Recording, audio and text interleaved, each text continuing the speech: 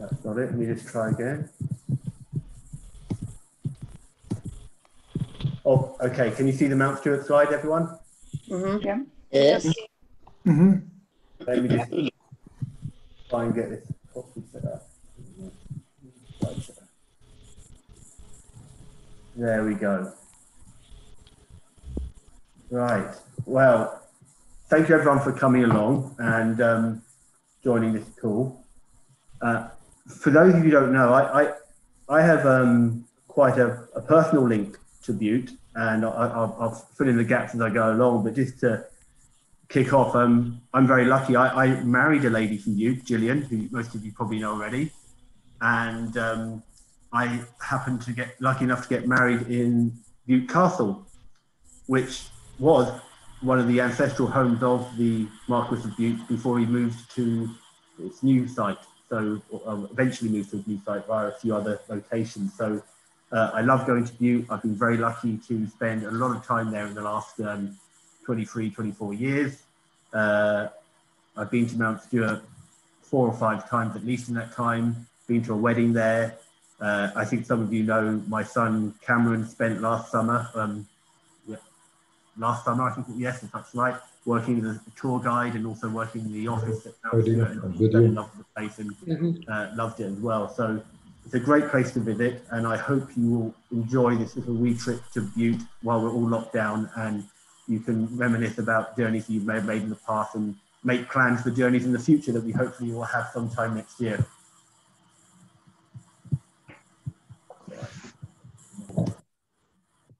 So the first important thing about going to Bute, you can imagine getting on the bus in Giffnock or getting on the train, driving down, you have to stop at Wymans Bay, the train station. And one of the great things about going over to Bute and Mount Stuart is the train station. I think it's a beautiful place, and I was so impressed the first time I went there.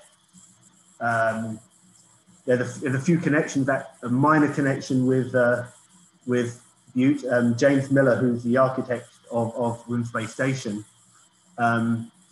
also worked on the Central Hotel, Glasgow Central Hotel at the train station, Glasgow Central Station, and that hotel was originally built by the same architect of Mount Stuart House. I'll come a bit more to that later. But it's a lovely building, and I love walking down the pier to get onto the ferry there. So hopefully that brings back some memories for people. I like this picture. This picture reminds me a lot of when I first went to Bute. I know it's much older than that, but you get off at the ferry. It looks quite like how it did when I first went there, and it's been modernised. You've probably got the Waverley paddle steamer there. I think that could be a depiction of that. That's one of the last, I think it's still the last paddle-going seafaring paddle steamer in the world. And maybe some of you have been on that as well. I haven't had that benefit yet, but maybe in the future I'll get that something to do.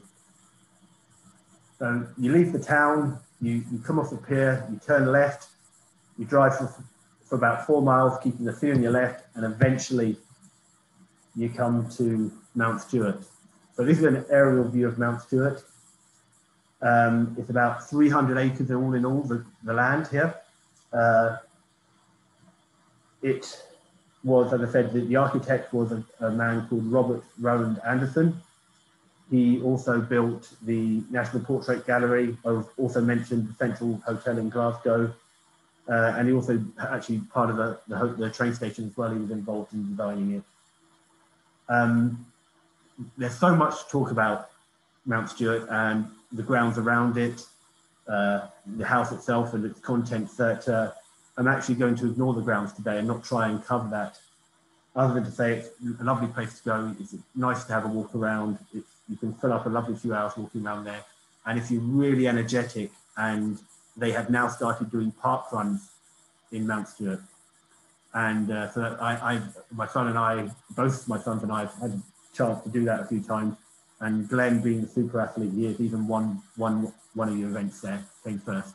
So if you're over there and you fancy a brisk walk on a Saturday morning, or a run, you can take part in that.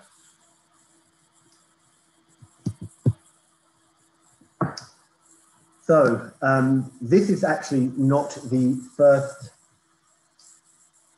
Mount Stuart House. This is the second one. The original house was built in 1797. It was a Georgian house, Georgian kind of style house. It was burnt down, and this was Mount Stuart replaced it in 1877. But it's just such a fascinating, lovely building. I just give people a pause a second to look at it. There's lots of different kinds of architectural descriptions I've heard given about the building. But the one that keeps things coming up is they keep referring to it as a Victorian Gothic revival. So it has all these kind of Gothic architecture. I've heard it referenced that it references the Doge's Palace in Venice. So people compare it to that. And so you see, when the sun hits it, it just kind of glows this kind of orangey, pinky red color. It's a lovely sight to see on a sunny day. But before we take a look at a few more pictures of the island, the building itself, and go inside, I just wanted to mention a bit of the history. So, the third Earl of Bute, who's John Stuart, who was Prime Minister of Great Britain for a year, or just under a year. He was one of the key members of the Bute family that helped develop their wealth and fortune, which enabled them to go on and build the house, although he himself wasn't the mastermind behind it. We'll get to that. But he was Prime Minister. He had a love of painting and architecture and botany. And he was, as I said, also Prime Minister. But apparently he wasn't a very successful Prime Minister for a year. And I was just going to read a quick extract from the Dictionary of National Biographies about his reign as Prime Minister. It's not particularly flattering, but it starts off, Bute was a proud but well-intentioned nobleman with a handsome persona and pompous manner. He possessed some talent for intrigue, but his abilities were meagre and his disposition irresolute. Though admirably qualified to manage the petty details of a little court, he was utterly unfit to direct the destinies of a great nation. He had no knowledge of public business, no experience of parliamentary debate, no skills either of management of men or the administration of affairs. The details of his administration are particularly disgraceful, and for corruption and financial incapacity, it is not likely to be surpassed. A pretty damning appraisal of his 1 year as Prime Minister, but apparently he did have some other qualities and redeeming features. He was a great patron of art, and the reason why I wanted to particularly pick on this ancestor of the Stuart family was because he was a great lover of Dutch and Flemish paintings, and there was an exhibition held not too long ago and featuring many of the paintings that he had collected over his lifetime, and I've picked out one of those at the end, so that's why I particularly wanted to focus on him. I then did want to mention his son, who's the fourth Earl of Bute, who actually became the first Marquis of Bute. He got promotion. He, as they say, married well. He married into a family that owned a lot of land around Cardiff and Glamorgan. This included coal mines.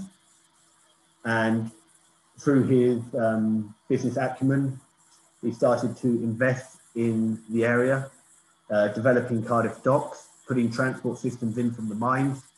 And this was really the foundation of which made them the most wealthiest family actually in Britain at the time. He made a lot of money from selling the mineral rights to the mines there, and then also rents and business rents from around Cardiff. And that was what I just wanted to mention. I thought, again, being Welsh, I have a bit of a link to Cardiff, and I just wanted to show you this next picture and see if it looks familiar. So this is actually in Cardiff Bay. It's called the Pierhead Building. It was the home of Bute and Company in Cardiff, where it was their original HQ. And I think you'll notice the resemblance to Mount Stuart immediately. The Bute family had a lot of property in Cardiff. They built Cardiff Castle. They built Castle Cock as well, which is a kind of a Victorian folly, which you can see if you're ever driving down the M4 motorway, which I used to drive past a lot.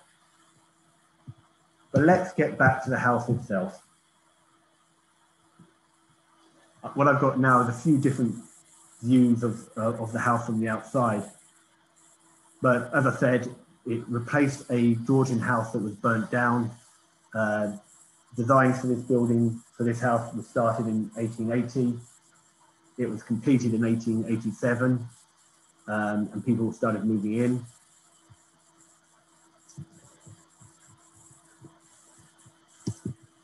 And this is the man who was the inspiration behind it, the third Mount of Bute.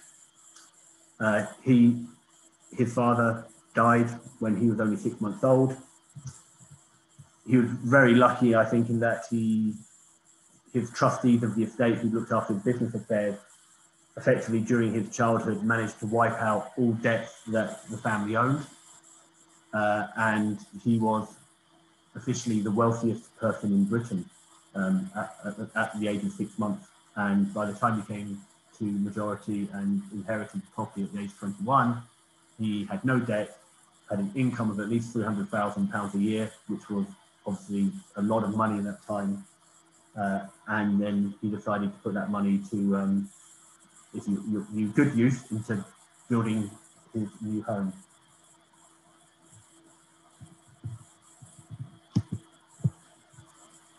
So this is a view from the west side of the house.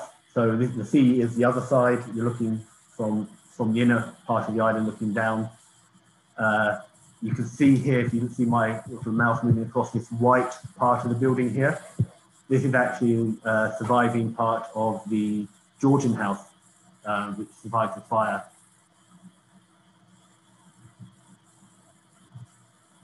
And we'll have a look around in a minute. The trees actually blocking the entranceway. I've got another picture of that.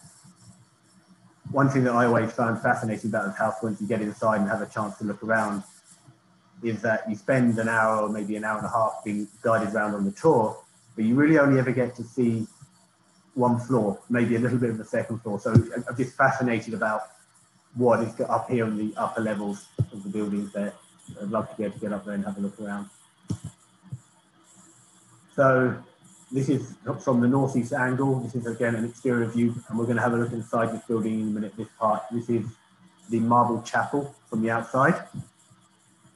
We'll talk about that a little more in a minute.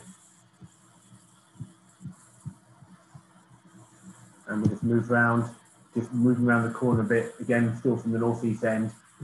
When you get a tour, if you go up onto the, I think it's the second floor, you actually get to look into this room up here. I haven't put any pictures on it, but it's a wonderful room, and it was actually used as an infirmary during World War I. And so it's kind of a hospital for injured soldiers.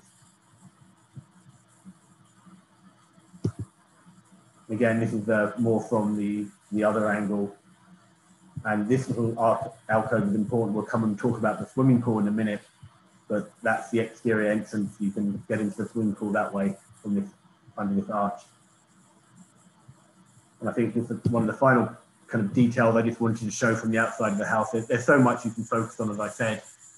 We could spend hours just looking at pictures.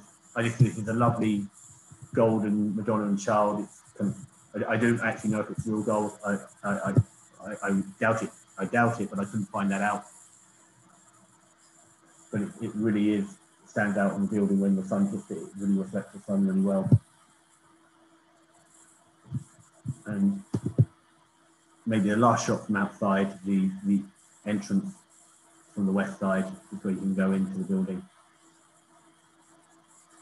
One point I wanted to note was about my preparation for this. I mean, we set up this series of talks quite a few months ago now, and we all picked on topics we wanted to talk about, and I was really keen to talk about Mount Stuart, particularly as I knew back in May that I'd be going back to Bute for a holiday in June. Dave mentioned that earlier before some of you came online, and I was hoping to go into the house, have a tour, and actually get to really interrogate some of the tour guides there, because there were some particular pictures and artifacts that I wanted to pick out and show you. but obviously due to lockdown, that has been scuppered, that plan. And so I wasn't able to get as much detail on the interior as I wanted to, but there are some things I really wanted to pull out still, which I find fascinating. So let's go along. So I mentioned the swimming pool. And so the house was built, as I said, this was apparently the first heated indoor swimming pool in the world. So there's two pictures here. I don't know if you can see the dividing line. This is the view from one angle on the left, and this is the reverse angle from the right. It looks quite steamy and warm in there at the moment. There's lots of condensation coming out of the water there from steam. But apparently, if you have enough money and you hire the house for a party or a wedding, apparently you can, and you can stay overnight in the house, and you can get to use the swimming pool as well. Some other interesting facts about the house being built. It apparently cost £1 million to build, which was an amazing amount of money for that period of time. Not only was it famed for the indoor heated swimming pool, it was the first house in Scotland to have electricity, to have a telephone system, and also to have an elevator. So very many firsts for the house there. Now we're moving inside the house, and there's lots of rooms we could look at, but this is one of the main rooms you get taken into straight away. This is part of the Great Hall. It's the horoscope room. We're obviously looking up from the ground here. These are meant to be replicating the actual stars at night. There are 12 windows around the outside here, each representing a different star sign. I'm Libra, out of interest. I think that's one of the red ones down here. And you can't see it clearly in this picture, but there are actual crystals set within the windows into the shape of the pattern of the stars for each star sign. And so when the sun shines through, you're often sitting in the hall, and you can see, I think you can kind of see it here from where my arrow is pointing here, and here on the left, there's some like reflections on the wall on this side. So that's the sun coming through, and it comes through the crystals, and it makes the patterns of the stars on the walls or on the floor, depending on the angle of the sun. While we're looking at this particular angle from the ground up, I just wanted to point out a few little details. So this is the marble hall. There's, I think, 3 to 5 different types of marble being used in this hall, but the house is not really completely finished. If you look on the left here, you can see some of the ornate sculpture done on the plinths of these kind of pillars here, the base of the pillars. But if you come across the other side, they're smooth. And there was an intention at the time to complete these, but it never got done. And they've decided not to pursue that at the moment. So when you look around, there are little bits of the building which they've decided not to pursue and finalise.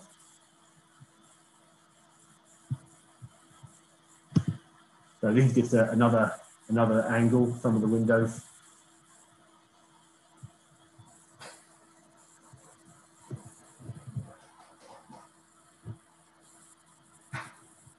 And we will move on to the marble chapel. So the marble chapel, we looked at this from the outside, and from the outside, this actual chapel was another one example of a building that wasn't, part of the building that wasn't finished. And according to my research, it wasn't completely finished until 1998, when the current Marquis of Bute decided to get it done and finalise it. I've been lucky enough to be in there a few times. It's an amazing little room. It can get very cold, actually. I don't know if it's just because of the marble. It's not. I don't know. I don't think central heating works very well in there. But you can be in that room and it gets very, very cold. But on a sunny day, you have this lovely glowing red effect. There's all red crystal windows around the top here. And when the sun comes in at a particular angle, the whole chapel gets bathed in this beautiful red colour. So if you go there on a sunny day, I think you have to try and get there around midday to see that perfect effect. So I'm yet to get that experience. This is a view of the same ceiling, just directly below. And you can see again lots of ornate patterns, carvings. pictures of saints around the outside there. And I have seen a picture of, there's actually a room above this, and it is literally almost like a red glass crystal dome. And that is really quite drowned in red light once you go into that room, and it all just filters down through the windows.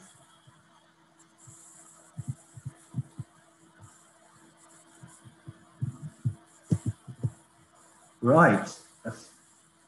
I gave a challenge to Dave and a few other people who are on the phone on the Zoom call before everyone joined, but Mount Stuart, like Dave's background, has a wonderful library. And if anyone wants to shout out how many library books they think Dave has compared to Mount Stuart, or how many books Mount Stuart has, does anyone want to have a guess? Has anyone been Googling that? All very quiet.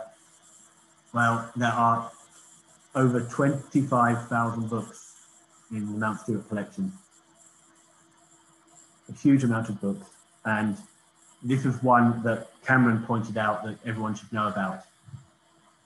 It was only discovered in 1996.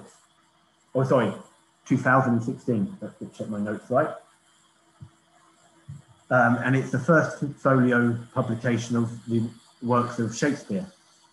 And it has some original notes handwritten in the margin by the publishers. And as I said, it was only recently discovered.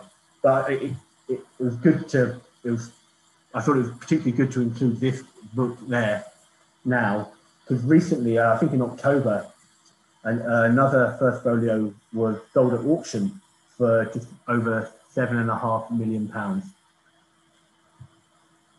So it was auctioned in New York. Apparently there are only 235 copies of this book in existence, and only a few are known to be in private collections. It has 36 plays in it. Yeah, so it says there's only 5 or 6 left in private ownership, and the Bute estate has one of them. So they don't always have these out on display. They have like a rotation of displays that they put different things out depending on when.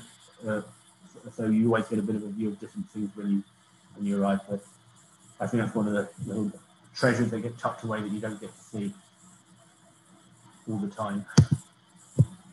Here is something else. Now, I was struggling in my research to actually get the actual original pictures, so I sort of cheated and got a picture of a picture. So these are dueling pistols that used to belong to Bonnie Prince Charles, and the actual original ones were purchased by the third Marquis, along with apparently a sporran that was owned by Bonnie Prince Charles.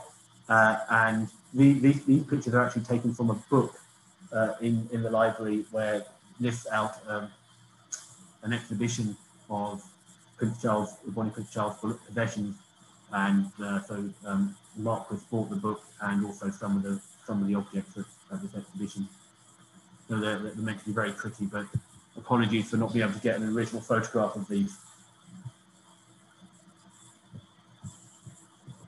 Next, so I don't know if anyone wants to shout out, but can anyone guess or know what this is? Feel free, if you don't want to shout out, don't worry, but I'll give you a second for people to chip in. So in a way, this is effectively a coffin or a container for the third Marquis's heart. When he died, he had his body buried in Mount Stuart, and he requested that his heart was taken to the Mount of Olives and buried there. And it was. And this was the container it was taken in. It actually reminded, I guess maybe a bit more on the Marquis himself. He was actually a very religious man. He converted to Catholicism later in his life. He was originally from a Protestant family. He actually, people will probably appreciate when you look around the house and some of the things we just looked at, the architecture, the pictures, the horoscope room. He had a great interest in astrology, Greek, Roman history, but also kind of fables, fairy tales, mythology. So he was a very interesting man, but he was Catholic, very religious, and he wanted his heart buried in Mount Stuart, in Mount of Olives, which also reminded me of a story relating to one of his very early descendants. So the Crichton Stuarts, that family, are actually related to Robert the Bruce. One of their earlier descendants married Robert the Bruce's daughter, and their son became Robert II. But apparently when Robert the Bruce died, he requested that his heart be taken to Jerusalem on crusade.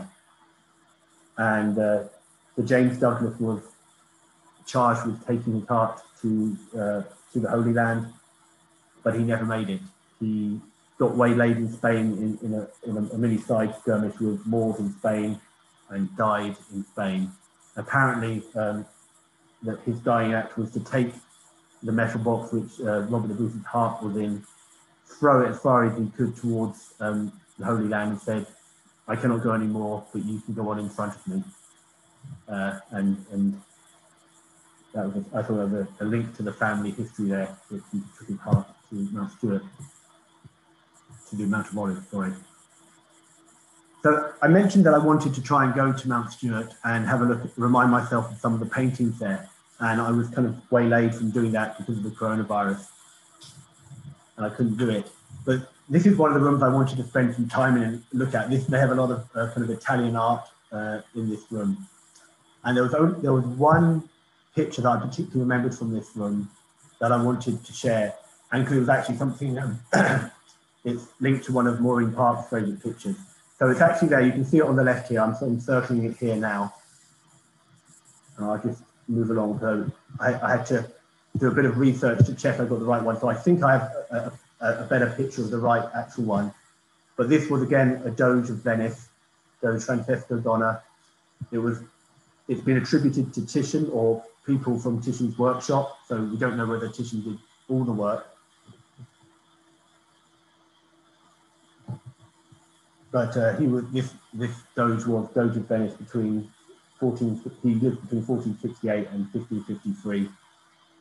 And it reminded me of, as I said, Maureen's one of her favourite pictures that she's mentioned and we've come across a few times in these lectures, Bellini's Doge Lorden, Leonardo Lorden, by Bellini. I thought I wanted to highlight that one. So what I do know about the art collection there is that you name a famous artist, I think there is someone in the Mount Stuart collection has one of their works. I think they've had a Rembrandt, they've had Van Eyck, Titian, Tintoretto. They have a great collection of Dutch masterpieces as well. So there are lots out there. They're not all on display all at one time. There's lots stuck away in the archives, and they get them out on occasion and have different displays. Sometimes loan them out to museums and other exhibitions. So I'm almost at the end, but I mentioned Third Earl, the former Prime Minister of Great Britain, and his Dutch collection. And there was an exhibition called The Art of Power a couple of years ago. You can see that, I think, in the Hunterian Museum. I don't know if anyone went to see that, but there was lots of really interesting Dutch and Flemish pieces there. I don't know much about Dutch and Flemish work, and I'm actually quite interested I'm going to try and get hold of that book myself and do some reading and learn a bit more about the Bute collection, but also as a way to learn a bit more about that period of time and painting. But bearing in mind the room we just looked at in Mount Stuart, this was one of the paintings by Wilhelm van Hardek. I'm sorry about pronunciation, but it just made me think of that Mount Stuart with all the kind of collection of art all over the place. And I found this one particularly interesting, bearing in mind that I had to try and look at photographs of Mount Stuart House over the last few months and try and look at some of the pictures and say, oh, is that who's that by? And I was doing some kind of internet research and with limited success, but apparently most of the pictures in this painting all around the walls are actual real pictures that were around at the time. These are real people, real life characters. And so I think as a little side project, if ever I'm bored, I can read a bit more about this painting, try and identify some of the artwork and learn a bit more about art from that period. I just, like I said, it just reminded me of being in one of the rooms at Mount Stuart.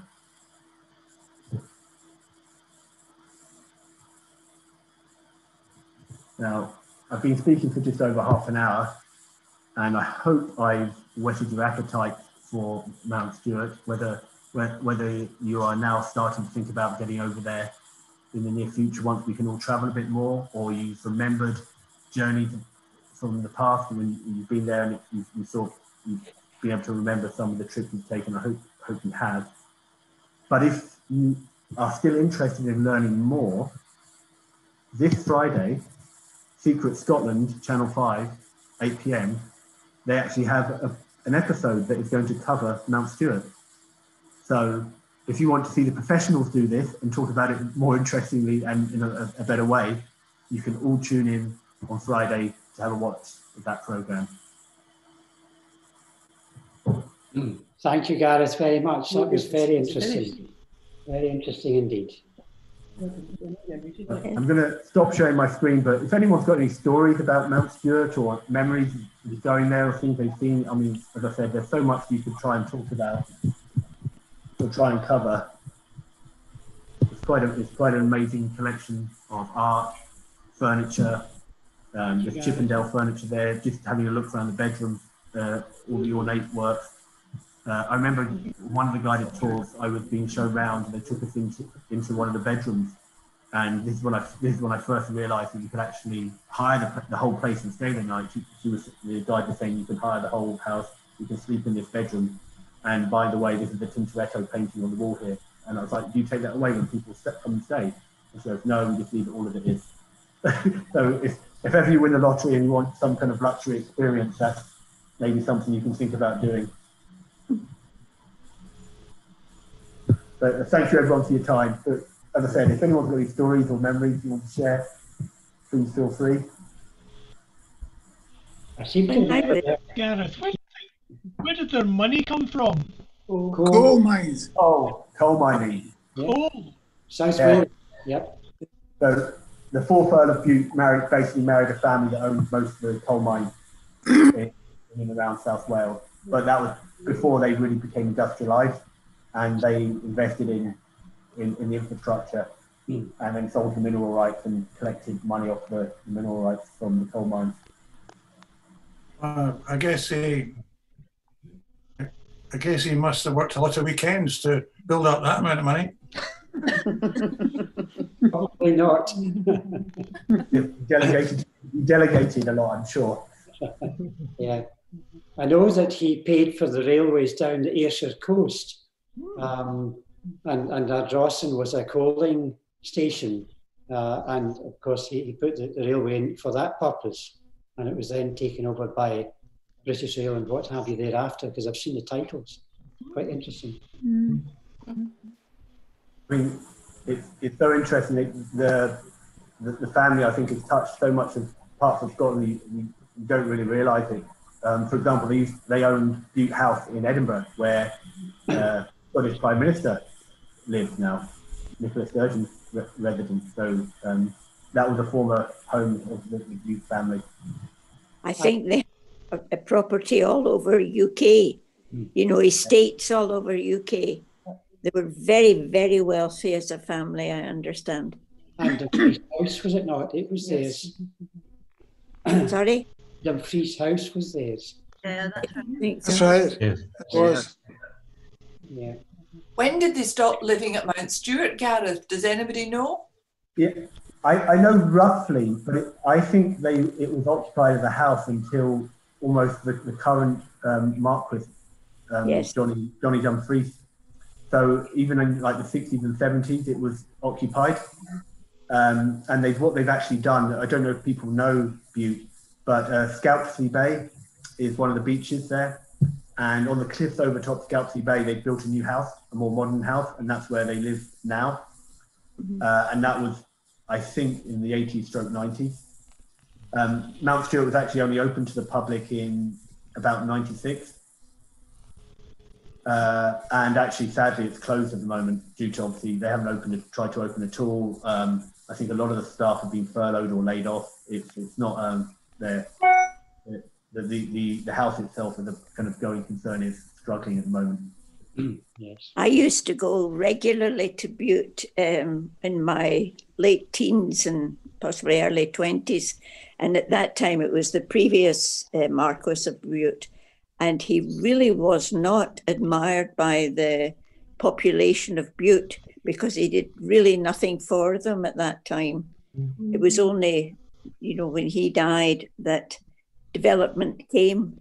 His house was not allowed to be shown to anybody.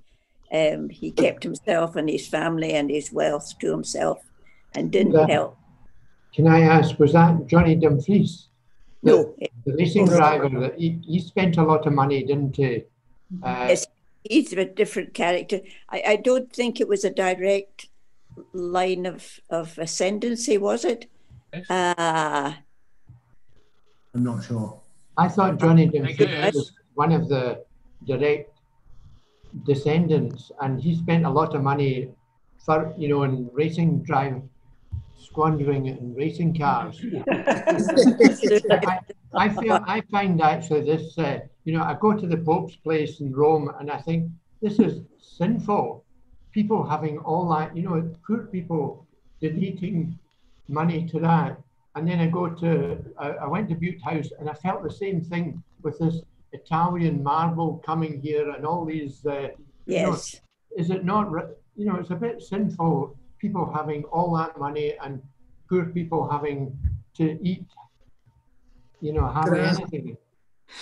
Do you not find that, do you not get mixed emotions when you go to places like that? Mm-hmm.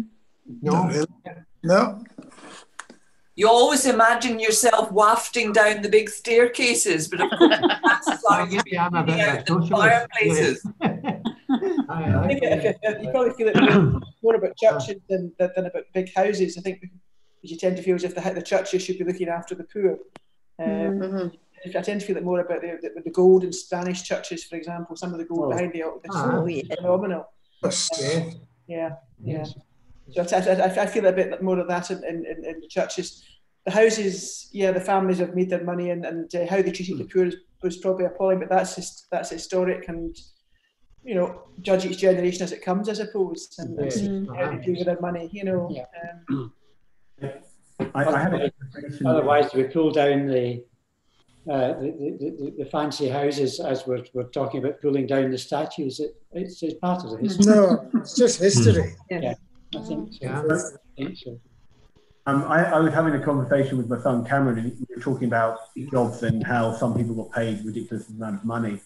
And then the point I made to him, and he thought it was unfair that with good qualifications he got paid much more, and he thought that's so much more than the average living wage. And kind of the point I made to him is, once you've earned the money, it's up to you what you do with it. And I don't have all the history or facts in front of me, but I know the third Marquis was actually did a lot of charitable work. He did support a lot of charities, and I think women's charities as well. Just a bit more about his background. His father died when he was 6 months old.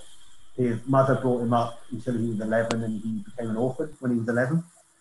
But he had very strong female figures in his life from an early age, and I think that influenced his outlook on life. And I don't have the details, and if people want to try and read about him afterwards, I think he did do a lot for women's charities and women's helping women in distress. So yes, I agree. People do get a lot of money, but once you've got it, it's what you do with it that counts. And maybe he didn't spend a lot in the house, but he was giving in other ways as well. A very good example of that is Dumfries House, where Johnny Dumfries wanted every penny and was prepared to sell it for his own gratification until Prince Charles came up with assistance. So it's not died. Money still talks. Well, Johnny Dumfries, I don't think lost out too badly out of it at the end of the day Oh, either. I no. mean, he still got a few building for his for the house and furniture. Yeah. Gareth, am I not right in saying I don't think Dumfries is held in much high regard on Bute? I mean, No. the tenant farms are being closed and left to rot and then converted into holiday homes. Well, they sold all the farms on Millport at one time. So where all the money went, I have no idea. Divorces, I think. Divorces. Salvage deal that, eh?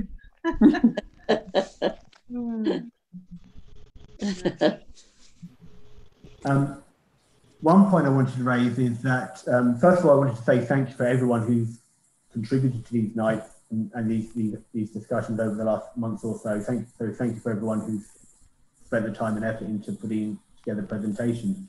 This is kind of the last one in this kind of second series of presentations since we went into lockdown. And I thought we were probably going to take a bit of a wee break till up to Christmas now. But if anyone has got any ideas about topics, whether they want to talk about it themselves, whether they know an outside speaker who might be willing to come and speak to us on a topic, please ponder that. And I'd like to thank Gordon, who's been great in the background, prodding me along and helping organise. So thank you both. So please let us know if you've got anything that you'd like to speak about, whether you've got any ideas, and we can think about trying to organise something for the new year. Great, that'd be good. And we'll definitely put Mount Stuart in the list, Gareth, so you've inspired us to do a trip doing the water. Yeah. Does anybody have any ideas just now about topics that they would like to? I think a weekend in Mount Stuart, courtesy of Gareth, since he's got home. Unfortunately, my salary and my influence don't go that far. It's closed here, so. And it's closed, yeah. Gareth, did Cameron have any funny wee stories to tell about when he was showing people around? Not particularly. I did ask him. I asked him what were the things I should pick out, and he mentioned. Oh, one interesting fact. Let me just. Oh, I haven't got my phone. Things I should have mentioned, which Cameron told me. So there are in one of the rooms which they don't always open up, which is called the smoking room. There is a secret passageway from the smoking room up to one of the bedrooms. It's those divorces again. Yeah. and apparently in the main library, hidden away, and you can't see it, there's a secret door into a secret room off the library as well, which you don't often get to see on the tours. I think Cameron threw himself into work there, and he was quite lucky. He went there to work as a tour guide, and he got a couple of, one because he's very good on computers, he started helping out in the office, and he did a lot of work in the office. And then he got asked to go down into the archives with the main archivist who was working there, and he was helping move some of the paintings around and looking at them. And she goes, "Oh, could you pick that up and move that around?" And she goes, "Oh, that I can't remember this particular artist or picture." But she goes, "Yeah, be careful with that one as you move it. That's worth 3 million. Just move it over there." But what was impressive, maybe due to kind of spending too much time in museums, he was actually able to recognise some of the subjects in the painting, and he particularly picked on one. I think it was the Dance of the Seven Veils and the head of John the Baptist on the plate. Story. So he started saying, "Oh yeah, that's that." And the archivist was saying, "How do you know that?" And he goes, "Well, my dad likes art, and we went to lots of museums." And he goes, "Oh, and that one, that's a picture of Hercules. You can tell because he's got a club and he's wearing the lion skin." And so again, he got to spend like a few days while he was there, rummaging around the archives, with looking at pictures and helping identify the subject matters. So he got to have a kind of diverse experience there, and he really enjoyed it. I know he would willingly go back and work there.